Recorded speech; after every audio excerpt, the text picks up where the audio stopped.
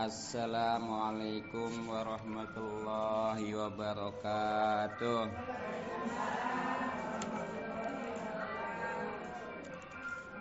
Bismillah walhamdulillah, wassalatu wassalamu ala rasulillah wa ala alihi wa sahbihi wa mawalah.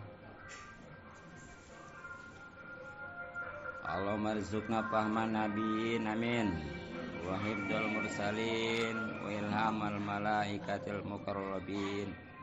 Allahumma nawwir qulubana binuri hidayatika kama nawwarul arda binuri syamsika abadan abada. Allahumma inna nas'aluka ilman nafi'a wa amalan mutaqabbala wa rizqan thayyiban katsiran mubaraka. Amma ba'du. Jamaah majlis taklim yang mudah-mudahan kita semua selalu dimuliakan dan diberikan taufik serta hidayah atau petunjuk oleh Allah Subhanahu wa taala. Mudah-mudahan kumpulnya kita dirahmati dan diberkati serta diridhoi oleh Allah Subhanahu wa taala, juga mendapatkan pahala yang besar dan keuntungan banyak dunia, lebih-lebih akhirat. Amin ya rabbal alamin. Terutama pahala dan keuntungan silaturahmi, mudah-mudahan rizki kita dimudahkan dan dibanyakan serta dibarokahkan, umur kita dipanjangkan dalam keadaan sehat lahir batin, dan dengan pembacaan rotib mudah-mudahan kita semua baik diri, keluarga, harta, terutama iman dan Islam selalu dijaga oleh Allah Subhanahu wa taala. Terlebih lagi pahala dan keuntungan ngaji yang memang hukumnya wajib, bahkan wajib ain. Artinya siapa yang ngaji insya Allah mendapatkan pahala, tapi yang tidak dan belum ngaji naudzubillah tanpa disadari dia berdosa. Apalagi kajian kita adalah tentang akhlak. Bahkan alhamdulillah dalam kitab ini walaupun kecil semuanya mencakup ilmu-ilmu yang wajib, yakni tauhid, fikih dan akhlak. Maka dari itu mari kita kembali kaji. Yang punya dan bawa kitabnya buka halaman 48. Halaman 48 barisan paling bawah ya. Halaman 48 barisan paling bawah terakhir, tapi sebelumnya tuh ada wal hikdo ya. Mari kita baca sama-sama. Faqul qala al-musannif rahimahullah taala wa nafa'ana bi'ulumiddin. Amin ya rabbal alamin. Bismillahil Fatihah. A'udzubillahi minasyaitonir rajim. Bismillahirrahmanirrahim. Alhamdulillahi rabbil alamin. Ar-rahmanir rahim. Maliki yaumiddin. Iyyaka na'budu wa iyyaka nasta'in. Ihdinas siratal mustaqim. Siratal ladzina an'amta 'alaihim ghairil maghdubi 'alaihim waladdallin. Bismillahirrahmanirrahim. Wal hikdu yang ngunak-ngunak, wa huwa ari ngaran hikdu, in marul adawati eta nyimpen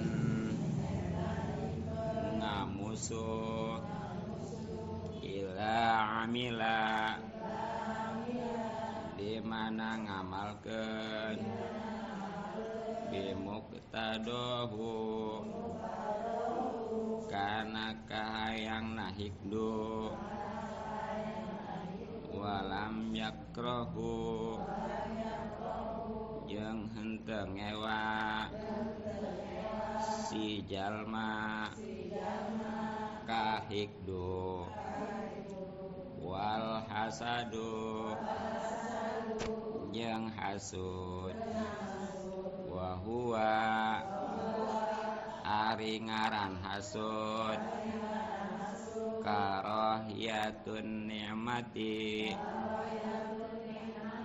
eta hewa kana nikmat lil muslimi kajalma Islam wastisqaluha ngitung-ngitung berat nikmat ila lam yakrahu dimana henteu ngewa kana hasud au amila atawa ngamalkeun bimuqtadahu kana pengajakna hasud. Istilahnya tuh Arab dan Sundanya. Sekarang Indonesia dan penjelasannya insyaallah. Masih maksiat-maksiat yang hubungan dengan hati yang harus dihindari kalau belum terjadi. Nah, kalau sudah terjadi harus berusaha untuk dihilangkan. Nah, diantaranya sebagaimana tadi dikatakan wal hikdu dan munak-munak. Arti munak-munak. Munak-munak itu kalau kayak bahasa kita bentar saya jelasin. Apa tuh munak-munak ya? Wahwa artinya hikdu atau munak-munak itu itmarul adawati, menyimpan permusuhan. Iza amila ketika dia mengamalkan bimuqtadahu dengan apa yang sesuai dengan munak-munak itu, sedangkan walam yakrahu dia itu tidak membencinya. Itu secara ininya yang jelas nih ya. Arti ngunak-ngunak itu sebenarnya mah dendam. Kalau menurut Imam Ghazali nih, menurut Imam Ghazali ya, dendam itu adalah sebabnya mah dari marah. Cuma marahnya sama dia dipiara dan dia enggak berkuasa, enggak bisa untuk melampiaskan. Biasanya gitu. Kesel tak gitu tak kurang lebih lah. Ya, seperti ini. Si A ribut sama si B. Nah, karena si A orangnya lemah, ya disakitin sama si B, sebenarnya pengen ngebalas, ngelawan, tapi karena nggak mampu, yang ada kesel. Itu namanya dendam, munak-munak tuh ya. Iya, kudunya memang jangankan yang istilahnya lemah ya, yang punya kekuasaan juga kudunya mah memaafkan gitu, jangan dipiara. Yang namanya munak-munak mah, yang namanya dendam mah. Seperti Rasulullah kan waktu di Mekah ditindas ya, bahkan sampai mau dibunuh. Tapi ketika Rasulullah punya power setelah hijrah, itu nggak ada satupun, jangankan yang dibunuh, yang disakiti itu nggak ada, semuanya dimaafkan. Kudunya memang gitu ya, sifat muslimah. Jangan dipiara, itu nyiksa. Makanya bagaimana nih kalau yang belum terjangkit sih, mudah-mudahan ya dengan ngaji. Jadi sekarang mah ngapain lah munak-munak dendam, nggak ada manfaatnya, nggak ada rugi. Nah, bagi yang sudah terjangkit juga usahakan untuk dihilangkan, tapi nggak mudah kalau nggak tahu ilmunya. Nah, makanya ini harus tahu nih akibat-akibatnya ya, biar kita atau orang yang sudah terjangkit itu mau berusaha untuk menghilangkannya. Nah, satu ya akibat daripada dendam adalah orang yang paling dibenci oleh Allah. Ya, baik nih. Kita dibenci sama suami juga, atau sebaliknya ya. Dibenci sama orang tua juga atau sebaliknya. Udah nggak enak. Apalagi dibenci oleh Allah mah. Makanya itu ya, yang terjangkit hilangkan, usahakan. Ini berdasarkan hadis sahih riwayat Imam Muslim ya. Walaupun di sono konteksnya mah adalah untuk laki-laki, tapi maksudnya umum. Di mana Rasulullah SAW bersabda, "Abghadur rajuli ilallah aladul khisam." Orang yang paling dibenci oleh Allah adalah orang yang menaruh dendam. Yang tadi dipiara, marah dipiara. Nauzubillah min. Nah, kemudian yang kedua, pendendam itu adalah bukan sifat orang yang beriman. Nah, makanya nih ukuran orang itu beriman dan enggaknya, kira-kira dia pendendam enggak? Kalau dia itu enggak pendendam, alhamdulillah. Tapi kalau pendendam, naudzubillah. Ini ya, Rasulullah SAW bersabda, al-mu'minu laisa bi hukudin ya. Orang mukmin itu mestinya nggak pendendam. Jadi kalau dia dendam, berarti dipertanyakan keimanannya. Bahkan dalam hadis yang panjang nih ya, ada 3 hal. Barang siapa yang tidak ada padanya dari ketiganya nih, sungguh Allah mengampuni segala kesalahannya, kecuali mungkin dia terjangkit 3 hal ini nih ya. Makanya ini kalau kita masih ada 3 hal ini, walaupun dia banyak sholat, ibadah, tetap ini bahkan tobat ya, tetap dia nggak diampuni dosa-dosanya. Apa tuh? 1, orang yang mati tanpa menyekutukan Allah. Ini kalau orang walaupun tadinya dosanya banyak nih, bukan aja dosa sampai musik ya, tapi begitu matinya dia tobat, insya Allah.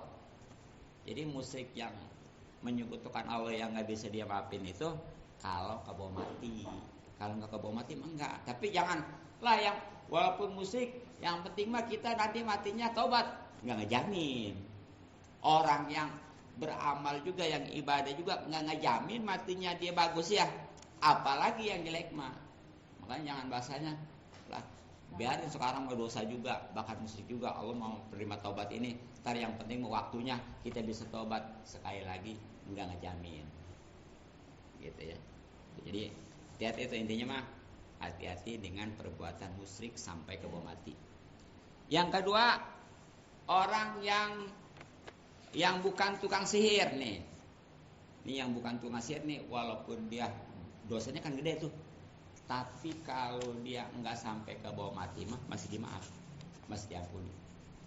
Sedangkan kalau ke bawah mati, ya ini enggak bakal dimaaf. Dengan kata lain, sihir ini juga sama nih. Kalau dia sempat tobat, insya Allah diampuni. Tapi kalau enggak tobat, hati-hati. Tapi jangan mentang-mentang yang penting nanti mati bisa tobat, dia sekarang merajalela, umpamanya mengerjakan yang namanya sihir. Emang sihir itu apa sih? Sihir mah tuh yang bangsa ngeganggu orang, yang nyakitin orang, bahkan sampai ngebunuh orang secara goib. Ya, walaupun dari ayat Quran tetap aja. Ya kalau ngomong ininya masih ada mah kayak semacam apa tuh? Teluk ya. Tahu teluk? Iya. Tapi di Tegal Kodir Pak Sulu mah enggak ditakutin ya. Iya. Kata dia baru getelo. Ya wolo. Ditantangin wah. Ya gila ya. Ini enggak orang pintar apalagi orang bodoh ya. Kalau udah dendam ke orang bisa terjadi. Pokoknya yang penting mah puas. Dia bisa mencelakakan orang gitu ya. Nauzubillah. Iya, itu dia. Itu bacaannya karena ya yang dari setan ada ya. Itu kiriman setan, jin gitu ya. Ada juga yang dari ayat Al-Qur'an sama. Jadi walaupun ayat Al-Qur'an kalau tujuannya untuk mengganggu orang, mencelakakan orang, bahkan membunuh, itu tetap haram. Gitu ya.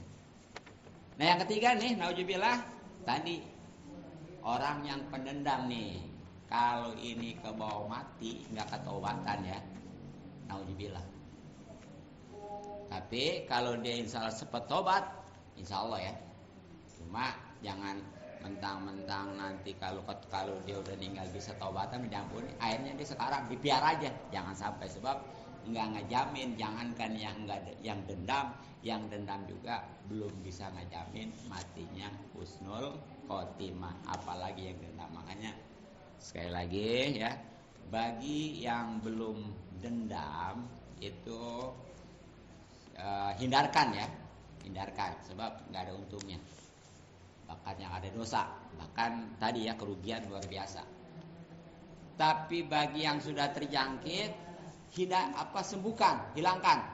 Ya, kita mencontoh kepada Nabi kita Muhammad Sallallahu Alaihi Wasallam, yang mana beliau itu ya terutama ketika di Mekah tadi sangat dizolimi, bahkan sampai dibunuh. Tapi ketika beliau itu sudah punya kekuasaan, padahal bisa aja tuh untuk menghancurkan, untuk membunuh orang-orang yang pernah menzalimi, tapi itu nggak dikerjakan oleh Rasulullah. Kenapa? Karena Rasulullah sifatnya pemaaf gitu ya, nggak dendam. Sebab dendam mah rugi itu dunia akhirat. Nah kemudian wal hasadu, nah ini dia. Di antara maksiat yang berhubungan dengan hati adalah sifat hasud. Nah ini mudah populer nih ya. Ini mudah ramai, ini mah viral loh, hasud mudah nggak asing lagi udah. Nah cuma lebih mantapnya apa nih pengertian hasud?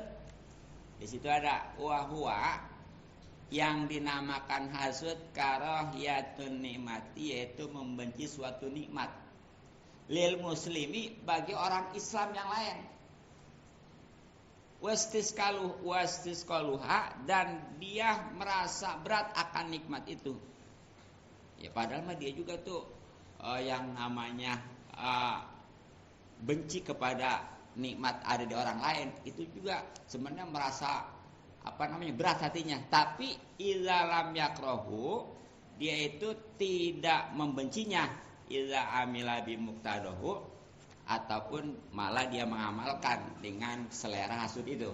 Jadi intinya itu ya sebenarnya membenci nikmat yang ada di orang lain, padahal mah dia juga tersiksa, tapi dia nggak membencinya, nggak berusaha menghilangkannya. Nah ini lebih ininya ya, menurut Ibnu Hajar, hasud itu adalah seseorang berangan-angan menginginkan hilangnya nikmat dari orang yang memilikinya. Orang punya motor, mudah-mudahan gua ada yang nyolong. Orang punya mobil apalagi ya, ketabrak ya apa tuh, nauzubillah. Nah kalau menurut Imam Nawawi ya, hasud itu menginginkan hilangnya nikmat dari orang yang memperolehnya, baik itu nikmat dalam agama ataupun dalam perkara dunia. Kalau Imam Nawawi mah kita nikmat orang ahli ibadah aja ya, dia mah ahli ibadah, mudah-mudahan sakit gitu. Itu menurut Imam Nawawi jelek aja. Padahal nanti kita hasud itu nggak semuanya jelek, nggak semuanya itu dilarang ya, ada nanti yang bagus. Nah secara ininya nih, kalau menurut Imam Ghazali, hasud itu terjadi pada perkara nikmat saja dunia gitu ya. Dan nauzubillah, nih dari sifat hasud ini banyak akibatnya, diantaranya nih ya. Nah, untuk larangannya nih supaya paham, Rasulullah SAW bersabda nih, ini panjang ya terjemahnya aja lah. Dengerin, perhatikan. Janganlah kamu saling mendengki. Tuh, satu. Kedua, janganlah saling mencari kesalahan orang lain. Sudah, kalau memang kita nggak tahu, udah jangan cek anti cek itu gitu ya, nelitik aja gitu, jangan. Ini baru isu aja, bener nggak itu? Tanya soal sini, nggak usah ya, nyiksa sendiri, sia-sia. Nah, ketiga, jangan saling membenci. Also, ya. Keempatnya, jangan saling membelakangi. Ini nih yang mungkin akibat dari dendam.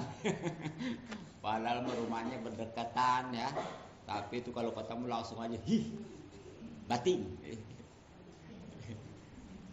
Terus yang kelimanya, jangan kamu membeli barang yang sudah ditawar. Jangan kamu membeli barang yang sudah ditawar orang. Jangan membeli barang yang sudah ditawar ya. Jadi ini kalau kita bebelian nih ya, umpamanya nih ada orang lagi tawar menawar, bahkan udah ACC ya, seperti harganya, katakan 50.000. Nah kita karena demen banget nih barang itu ya, udah mas saya 60.000. Jangan ya. Ntar tuh kalau dia udah beres sudah nggak sanggup 50.000, bahkan udah pergi ya, baru. Ya kan orang kadang-kadang kalau saking demennya suka gitu ya, orang nawar 50.000 nggak boleh gitu ya, akhirnya nggak jadi. Ya kalau emang dia udah pergi mah nggak apa-apa. Ya mari udah sama saya aja, karena takut dibeli sama dia ya gitu ya. Udah sama saya 60.000, itu jangan, nggak boleh. Haram itu. Ya kan kita juga kalau begitu gimana kira-kira? Kita lagi tawar menawar nih ya. Ya antara penjual dengan pedagang, antar pembeli gitu ya. Pokoknya barang itu 60.000, ditawar 50.000. Nah, kemudian ada orang jerobot, udah sama saya 60.000, jadi gimana kira-kira? Sewot ya. Atau sama orang juga. Makanya tuh ukuran nyakitin orang mah diri sendiri. Kalau diri sendiri ini nggak mau disakitin, ke orang lagi jangan sembarangan. Kalau kita pengen dikasihani, kita juga ke orang harus begitu. Itu sikap orang yang beriman baru ya. Begitu. Nah, jadi hati-hati tuh. Mestinya jadilah hamba-hamba yang bersaudara nih. Seorang muslim bagi muslim yang lainnya, karena tidak boleh mengenai menelantarkan, membohongi, menghinakannya. Nah itu awas, hati-hati nih ya. Apabila menghina saudara muslim, setiap orang muslim atas muslim lainnya adalah haram darah, harta dan kehormatannya. Itu tadi, jangankan nyawanya, hartanya, kehormatan juga itu nggak boleh dianiaya selagi dia muslim ya gitu ya. Nah kemudian apa nih akibat daripada hasud? Boleh catat. Satu, menghapuskan amal. Tuh. Jadi walaupun dia rajin ibadah nih, puasanya, sholatnya, jangankan yang wajib yang sudah dikerjain, itu kalau masih suka hasud, dengki kalau bahasa kampung ya, itu hapus. Bahkan udah ikhlas nih, udah jadi nih mah, kan amal mah ibadah mana ya, ada yang enggak sah, ada yang sah tapi nggak ada pahalanya, ada yang ada pahalanya tapi nggak utuh, begitu. Ini yang nggak sah, yang ibadahnya nggak pakai ilmu, asal rajin aja. Yang sah tapi nggak ada pahalanya, dia pakai ilmu ibadah tapi nggak ikhlas. Nah kemudian yang ada pahalanya nih, tapi angus, ini nih sebabnya nih. Coba kira-kira kita nih ibadah kita. Kayaknya boro-boro istilahnya jadi pahala ya. Sah juga walam. Ini udah nyata-nyata sah, ada pahalanya tapi angus gara-gara hasud, dengki, nauzubillah min. Makanya Bapak itu jangan dipiara ya. Gitu. Ya bahkan nih kalau pengen tahu dosa yang pertama kali terjadi di langit itu akibat hasud. Apa tuh? Iblis. kan tadinya mah di langit itu rukun ya. Jadi malaikat, iblis. Pan yang namanya Nabi Adam paling belakangan diciptakan. Jadi sebelumnya itu yang namanya iblis ya banyak, malaikat apalagi. Nah begitu Nabi Adam diciptakan kan iblis disuruh sujud sama Nabi Adam. Nah akhirnya ya karena gengsi. Ini jadinya memang hasud mah gara-gara gengsi gitu ya pertamanya ya. Karena gengsi hasud nggak mau disuruh sujud. Apaan katanya Adam, anak kemarin sore. Sejujurnya mah diciptanya juga dari tanah, sedangkan saya mah dari api katanya geng. Itu pertama dosa yang terjadi di langit itu akibat hasud. Nah ternyata nih di bumi juga dosa pertama adalah karena hasud. Siapa? Qabil dan Habil itu. Bagaimana ceritanya? Kan Qabil, kan Nabi Adam setiap kali lahir dua ya, laki perempuan itu. Yang dibunuh, yang ngebunuh si Qabil ke Habil?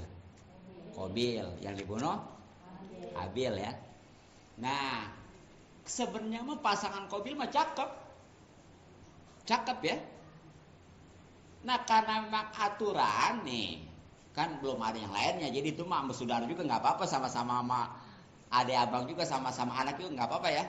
Tapi jangan terlalu dekat, rada disilang. Iya, jadi Qabil suruh nikah sama saudaranya si Habil. Nah si Habil itu suruh nikah sama saudaranya si Qabil. Nah akhirnya si Qabil keterima, enak aja katanya saya dikasih yang jelek kata gitu ya. Pasangan saya udah tahu cakep katanya gitu. Jadi karena kedengkian tuh akhirnya terjadilah dosa, bahkan kesononya hasud tuh gitu ya. Akhirnya kesononya sampai membunuh. Naudzubillah min jali itu, makanya hati-hati ya. Jadi awal-awalnya bisa jadi hasud doang, tapi kesononya bisa jadi buat menyusahkan orang, bahkan sampai membunuh ya.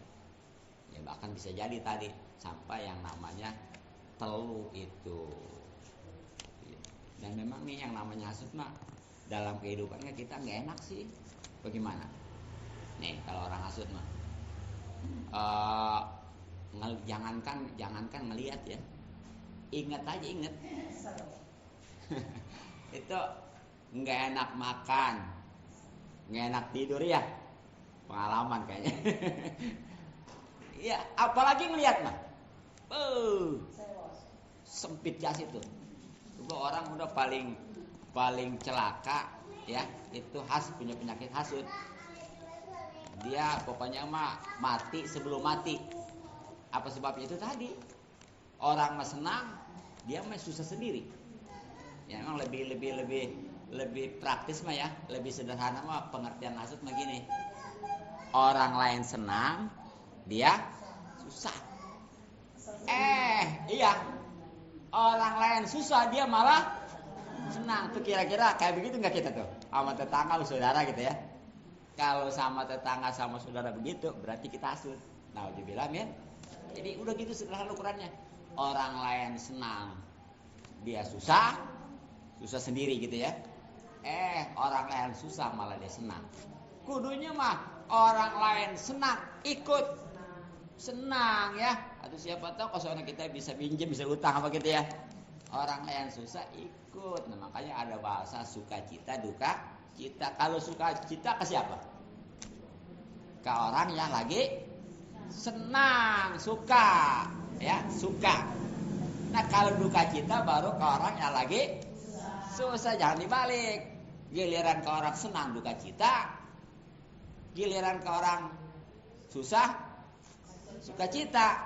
Nah itu namanya menari di atas penderitaan orang.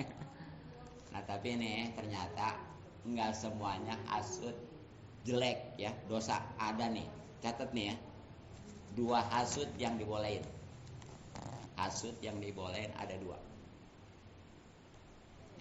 Dengki yang dibolehin ada 2. Ini boleh nih dengki nih, didengkiin nih 2 orang ya. Tapi jangan dibinasakan. Satu, seseorang yang diberikan harta kemudian diinfakkan. Wah, ini ada ya tetangga kita, saudara kita kaya, tapi rajin tuh sedekahnya. Itu boleh hasud, tapi hasudnya bukan berarti supaya hilang, supaya ngikutin tuh kayak dia gitu. Aduh, saya mah kapan ya kayak bisa kayak dia ya? Enak amat kayaknya itu. Tuh boleh tuh. Dihasudin orang yang diberikan harta kemudian diinfakkan di jalan Allah, tapi maksudnya untuk ngikutin, bukan malah ngebinasain gitu ya. Dan yang kedua, orang yang boleh dihasudin adalah ya orang yang diberikan hikmah. Hikmah itu dia paham tentang Al-Quran dan hadis, kemudian diamalkannya. Ini ada tetangga kita, saudara kita, dia mah pinter ngajinya, sama dia diamalin, tuh boleh hasud. Tapi maksud hasud di situ bukannya kita kapan lu mati lu, kapan lu sakit lu ya, bukan. Justru kita supaya bisa ngikutin, ya, karena memang nih, pokoknya mana rumus hidup bahagia di dunia mana asal 4 bisa penuhin aja, ini luar biasa nih. Ini kalau pengen bahagia nih, 4 rumus hidup bahagia. 1, dosa-dosa yang lalu ingetin, supaya apa? Enggak sembarangan berbuat lagi, ya. Jangan malah dilupain, akhirnya mah aduh. Kedua, kebaikan yang lalu lupain. Ya. Sering padahal ini disampaikan, tapi nggak apa-apa lah, ingetin ya. Tuh, jadi kalau kebaikan mah jangankan istilahnya sedikit ya, banyak juga lupain. Kalau keburukan tadi jangankan banyak ya, sedikit juga ingetin. Tujuannya apa? Kalau keburukan lupain supaya kita diingetin dikit, supaya kita jangan sembarang lagi berbuat dosa. Kalau kebaikan dilupain supaya jangan hitung-hitungan. Jangan lah yang kemarin juga saya masih banyak gitu, jangan gitu. Nah, yang ketiga, rumus bahagia dunia akhirat adalah kalau ngelihat dunia yang lebih rendah. Ya, kalau orang punya motor, kalau kita punya motor nih, jangan lihat yang punya mobil, lihat yang punya sepeda, indah ya. Kalau ngelihat yang punya mobil, gerah, bahkan nggak bisa mensyukuri nikmat yang ada. Makanya nanti bukannya ditambah malah dibinasakan ya. Ya, yang keempat nih, kalau pengen bahagia dunia akhirat adalah kalau ngelihat agama yang di atas. Nih, kita mah baru sholat wajib, tetangga kita mah, saudara kita mah udah sholat sunnah ya. Kita mah sedekahnya baru juga 50.000, tetangga mah saudara udah 100.000 gitu tuh. Ikutin, bukan nyanyiin aja gitu. Bukan ya. Iya. Nah, itu ingat tuh. Jadi terutama yang 2 tadi ya, yang 2 tuh, yang lupain ingetin keburukan, lupain kebaikan itu kalau kita ke orang, paham? Kalau kita ke orang lain. Tapi kalau ke orang lain maka kita sebaliknya. Bagaimana? Kesalahan orang mah sebanyak apapun lupain kesalahan orang mah ya. Ntar kalau nggak dilupain mah dendam aja bawaannya ya. Nah, sebaliknya nih, kebaikan orang maka kita sedikit apapun, iya, jangan dilupain maksudnya ya. Maksudnya ingetin ya. Tujuan apa? Jadi kita tetap nanti merasa hutang budi sama dia gitu. Jadi kalau kita merasa hutang budi, boleh sama orang lain. Asal jangan kita nih, kita merasa berbudi ke orang lain gitu. Paham nggak? Ya, kalau kita merasa kalau orang lain merasa kita merasa dibaikin gitu ya, bagus. Tapi kalau kita merasa berbuat baik orang lain, jangan gitu ya. Nah, insya Allah tuh hidup. Kalau begitu mana? Suami, istri, anak, orang tua, apalagi saudara tetangga mah rukun. Nah, kenapa yang terjadi itu ribut? Suami, istri, anak sama orang tua. Karena itu tadi, ya salah nempatin. Kudunya mah kebaikan mah itu ingetin sekecil apapun, keburukan sebesar apapun lupain. Malah sebaliknya, ingetin tuh akhirnya yang ada dendam. Naudzubillah min dzalik. Yang mungkin cukup, mudah-mudahan manfaat. Subhanaka bihamdik asyhadu an la ilaha illa anta astaghfiruka wa atubu ilaik. Assalamualaikum warahmatullahi wabarakatuh.